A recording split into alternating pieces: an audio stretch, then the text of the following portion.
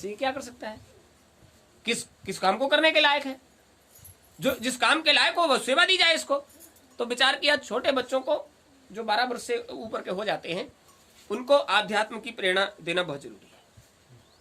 वैसे बच्चों को लाओ बिठाओ, लेकिन जिस समय वास्तविक तत्व की चर्चा हो उस समय ज्यादा छोटा बच्चा है तो वो उसके हाथ पांव तो रुकते नहीं, और उसका हाथ पांव नहीं रुकता और तुम्हारा मन नहीं रुकता, हर वक्त उस पर दृष्टि रहती है। तो इस काम को करने के लिए एकाग्रता चाहिए। अब सोचा चूंकि अब बच्चा थोड़ा बड़ा हो गया है तो इसको कुछ सेवा दे दी जाए। तो पहले तो उसको सेवा दी गई कि बेटा अब तुम ज्यादा कुछ नहीं कर सकते हो, तो ये जो ठाकुर जी का भोग भाग बनता है उसमें थोड़ा बहुत मदद कर दिया। वहां भोग लगता है, बाबा जी के साथ चले गए, भोग लगवा दिया। ये जो काम करने के उसको कर लिया करो, झाड़ू सफाई का जो काम है थोड़ा बहुत कर लिया करो। तो जो कुछ कर पाता था बेचारा करता। हुआ क्या,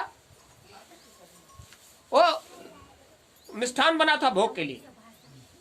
आज तबीयत खराब थी महंत जी की, तो उनसे ये कहा गया अब कौन जाएगा, ये जाता था उनके साथ, उनकी तबीयत खराब है तो तुम नहा धो के उनको भोग लगा दीजिए, ठाकुर जी को भोग लगा दीजिए। और उसको बड़ा अच्छा लगा, आज पहली बार हमसे ये कहा गया कि ठाकुर जी को भोग लगा दीजिए। अब उनकी तबीयत खराब नहीं होती तो हमको ये अवसर नहीं मिलता। अब वो जल्दी से नहाया धोया और ठाकुर जी को भोग लगाएंगे, और इसलिए वो ले गया, प्लेट ले जाकर उसने ठाकुर जी के आगे किया, लाओ भोग लगा दे, और उसने प्लेट वापस कर ली। आज हम नहाते धोते रहे, भोग दूसरे ने बनाया है। हम बाबा जी के साथ बनवाते थे, कभी चीनी पड़ना था, कभी खोया पड़ना था, मतलब जो चीज पड़नी थी वो हम देते थे, बाबा जी बनाते थे। अब बाबा जी ने तो नहीं बनाया है, और जब तक हमने नहाया है तब तक इसको दूसरे ने बना दिया। पता नहीं कोई चीज पड़ी है या नहीं पड़ी है।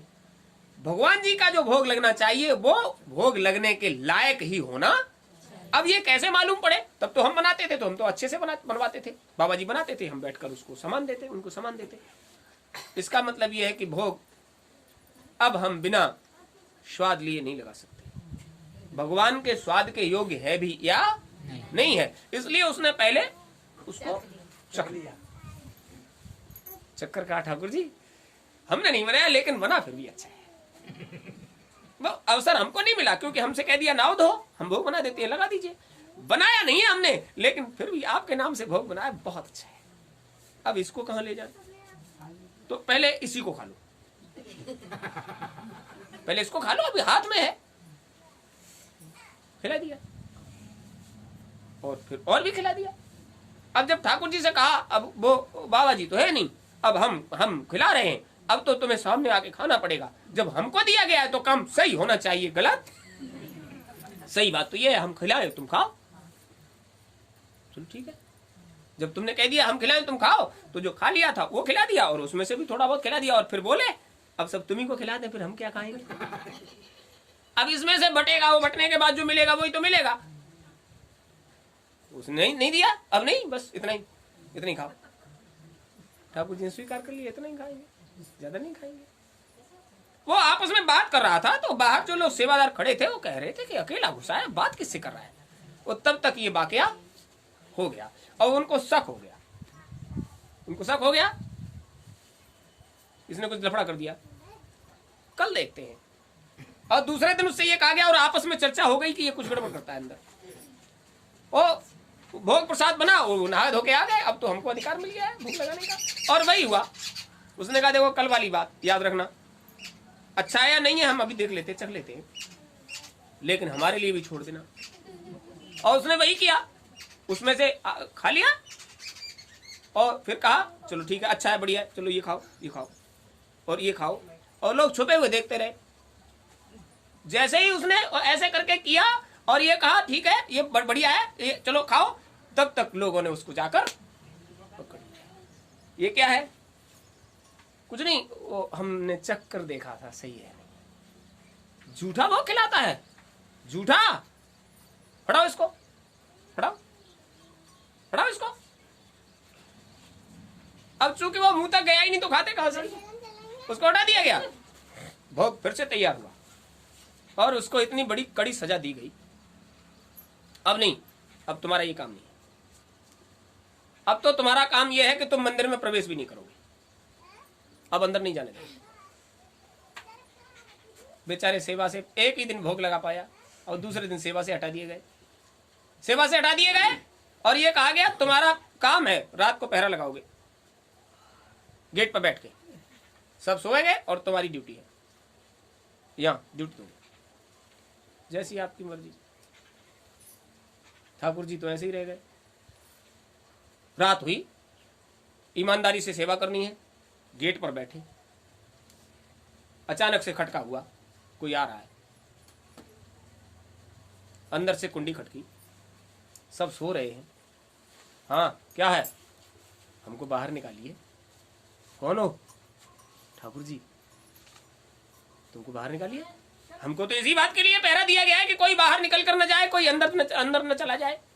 तो अब तो कोई अंदर बाहर नहीं होगा, अब नहीं, हम ईमानदारी की ड्यूटी करते हैं, हम नहीं जाने देंगे। और वो कह रहे थे तुम नहीं जाने दोगे तो वानिधि वन में रात को सत्संग कैसे होगा?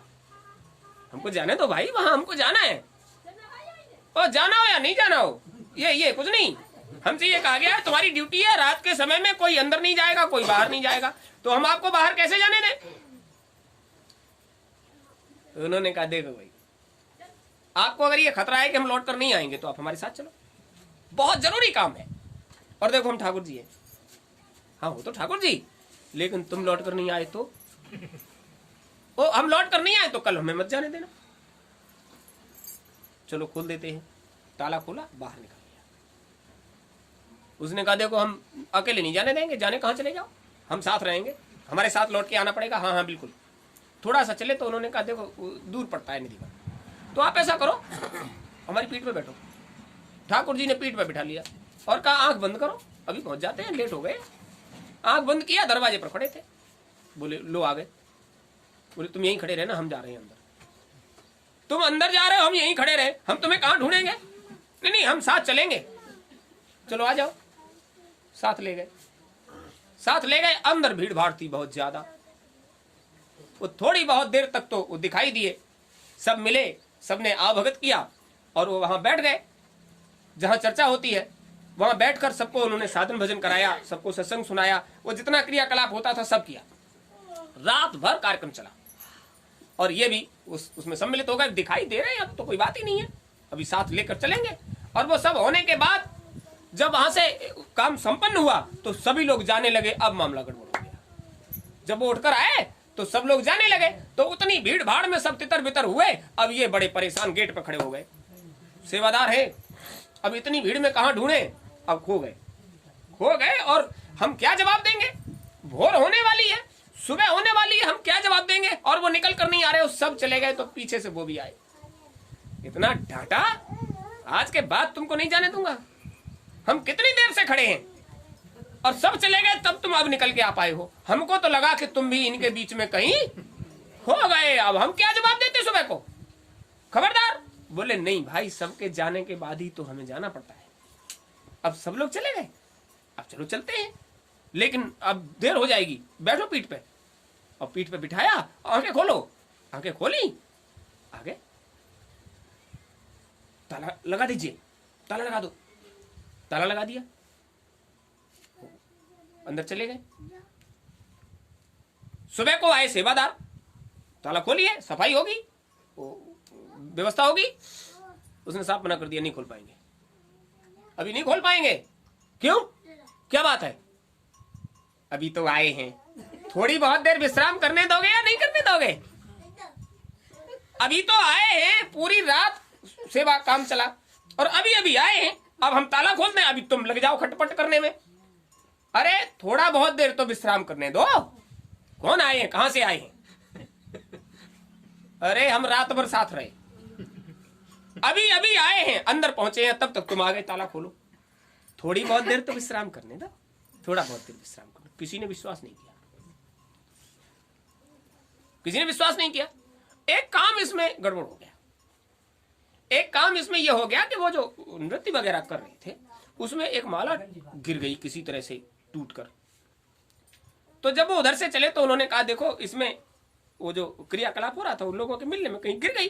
तो उसने ये कहा कि ये माला पीठ पर जब बिठाया कि आप इसको पकड़ लीजिए।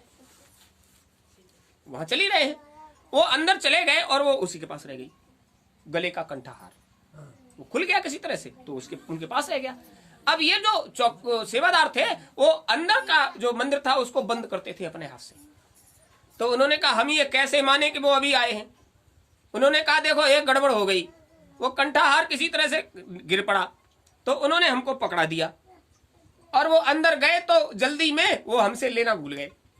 ये रहा हमारे पास वो गले का जो कंठाहार था वो हमारे पास रह गया है। अब उनको विश्राम कर लेने दो, जब दरबार खुलेगा तब हम उनको ये उन्हीं का है। आप समझ लीजिए, लोगों ने विश्वास नहीं किया, अरे किसी और का होगा। अब जो लोग रोज दर्शन करते थे उनको पता था ये उन्हीं का है तो उन्हीं का, लेकिन तुम्हारे पास कहां से आया? उसकी चाबियां, अंदर के मंदिर की चाबियां तुम्हारे पास है, बाहर की तुम्हारे पास है, ये अंदर वाली तुम्हारे पास है। बोले भैया अंदर तो चले गए लेकिन बाहर निकालना तो हमको पड़ा। अंदर तो वो चले गए, वो हार है हमारे पास रह गया। ये चर्चा पूरे में फैल गई। जब ये सब में चर्चा फैल गई तो महंत जी के पास बात पहुंची, तो उन्होंने कहा ताला खोलकर चलो देखते हैं। जब ताला खोलकर देखा तो वास्तव में गले में कंठाहार, उन्होंने कहा ये रहा और विश्राम करने दिया जाए। आज भी वो दरबार सुबह 8 बजे से पहले उसके पट खुलते नहीं। इतना समय दिया जाता है कि ब्रह्ममुहूर्त होने से सुबह 8 बजे तक उसके पट नहीं खोले जाते हैं, क्योंकि वो निधिवन में जाएंगे, वहां सत्संग सुनाएंगे, लोगों को वो सन्मार्ग का चर्चा करेंगे। रात भर जब उधर सेवा करेंगे तो उन्हें विश्राम का समय चाहिए। आज भी वहां का नियम ये बना दिया गया है। तो अभी क्या बता रहे थे कि रात को 2 बजे के बाद वो सो जाते नहीं, सुबह को सोते हैं। जो लोग उनकी पूजा करते हैं वो तो सुबह को सोते हैं, और जिनका भजन आप करते हो वो 24 घंटे सोते ही। आप करते हो भजन और वो करते हैं पूजा। आप करते हो भजन, 24 घंटे एक पल बिना बिताए उनकी आवाज आपके अंदर आती है। ऐ मेरे बच्चों, हमारी आवाज को पकड़ो और लौटकर वापस आ जाओ। मध्य रात्रि के समय गोस्वामी जी महाराज को अंतर में दर्शन दिया था। समय था मध्य रात्रि, शास्त्र उठाकर देखिए। उनको जो प्रथम दर्शन हुआ था, आधी रात भया एक कोंधा, किस समय हुआ? आधी रात के समय बिजली कड़की अंतर में और दरवाजा टूटा। वास्तव में साधन भजन का समय रात्रि के प्रथम पहर के बाद और सुबह भोर होने से पहले ही का होता है। ये इसलिए होता है, ये जीव का वास्तविक समय होता है, असली समय। वो चाहे उसको सोकर गंवा दे और चाहे भजन करके उसको सिद्ध कर ले। तो महात्माओं ने जब जब ये सब साधन सिद्ध किए हैं, वो रात्रि का समय ही उसके लिए उपयोगी होता है। चूंकि आप दिन भर मेहनत करते हो, शरीर को विश्राम की आवश्यकता होती है, इसलिए आपसे कहा जाता है कि आप रात्रि में विश्राम करो। शाम को चारपाई पर जाने के बाद और सुबह चारपाई छोड़ने से पहले आप साधन भजन कर लिया करो। साधन भजन के लिए अभी तो आपसे ये कहा गया है कि जब भी आपको समय मिलता है मोबाइल निकालिए, सत्संग सुनो। अब चूंकि हर बार तो नहीं यह हो सकता, लेकिन आपके पास मोबाइल वगैरह, आप तो सबके पास व्यवस्था है, मोबाइल निकालिए और सभी लोग अपना अपना सत्संग लगभग दे रहे हैं। जहां भी संगतें चल रही है सबका मिलेगा, यहीं का नहीं। आप मथुरा से सुनिए, उज्जैन से सुनिए, नीमसार से सुनिए, जमलापुर से सुनिए। यह व्यवस्था क्यों की? किसने कहा? आपको मालूम किसने कहा? इस व्यवस्था के लिए उधर से ही मामला है, ये तुम्हारी तरफ से नहीं है। आप कहीं भी सुनिए, भोपाल में सुनते हैं, वो दिल्ली में वो देवियां आती हैं उधर से, वो अभी दिल्ली में है, वो वहां सुनते हैं। अभी जब हमने उनसे पूछा था बच्चों से कि कितने लोगों ने आज तक सत्संग सुना है, तो उन्होंने कहा लगभग 2000 लोग सत्संग सुनते हैं। 2000 के आसपास लोग सत्संग सुनते, यानी इतने लोगों ने अब तक सत्संग सुन लिया है इसके माध्यम से। नहीं आ पाते, अब इतना दूर दूर से लोग कैसे आ जाएंगे? आपको मालूम है, वो मुंबई में थी मीना बुआ, तो वहां बैठकर सुनती थी और लोगों को बिठा लेती थी। यानी 2000 से ज्यादा मोबाइलों ने सत्संग सुनाया है। मोबाइलों ने सत्संग सुनाया है, उसको कितने लोगों ने सुना है इसकी कोई गिनती सुनते हैं। नहीं, आपने एक को खोल कर रख लिया और 10 लोग बैठकर सुन रहे हैं, तो केवल एक की तो गिनती है। सुना कितने लोगों ने इसकी कोई गिनती नहीं। तो ये काम जो किया गया वो छोटा बड़ा इसे कर दिया गया। तो इस चीज को देखना समझना है। आप समझ लीजिए, वास्तव में जिस काम से हम और आप इधर आए हैं उसका सही समय है। हम आपको एक बहुत बड़ी बात बताएं। अभी जितने महात्माओं के ऊपर समय की गाज गिरी है, संसार को दिखाने के लिए है। समय ने अपनी दया का बहुत बड़ा अवसर दिया है उन्हें कि जो कुछ मन बिगड़ गया है उसको सुधारने का ये समय तुमको दे रहे हैं। इस समय में अब सुधार कर लीजिए, और फिर भी तुम न कर पाओ तो तुम जानो और तुम्हारा। लोग उंगली उठाते हैं, चूंकि किसी का नाम नहीं लेना चाहिए, लेकिन आज नाम लेकर बताइए। लोग उंगली उठाते हैं, वो जिन पर उंगली उठाते हैं वो वास्तव में महापुरुषों के अपनाए हुए जीव, वास्तव में महापुरुषों के अपनाए हुए जीव, और काल को चुनौती देने के कारण उसकी एक फूंक भी उनसे बर्दाश्त। उन महापुरुषों ने काल को चुनौती नहीं दिया और तुमने चुनौती दी, और उसी के देश में तो उसकी फूंक भी तुमसे बर्दाश्त नहीं हुई और सलाखों के पीछे चले गए। अरे किसी महापुरुष ने अपनाया तो उन्होंने मर्यादा भी बताई। आप इस मर्यादा में रहकर साधन भजन करो, अपने घर चलो। संसार में संसार के ठेकेदार नहीं हो तुम राज्य में रह रहे हो तो तुम संसार के ठेकेदार नहीं हो, लेकिन जो सेवा तुमको दी गई है उतना ही करो।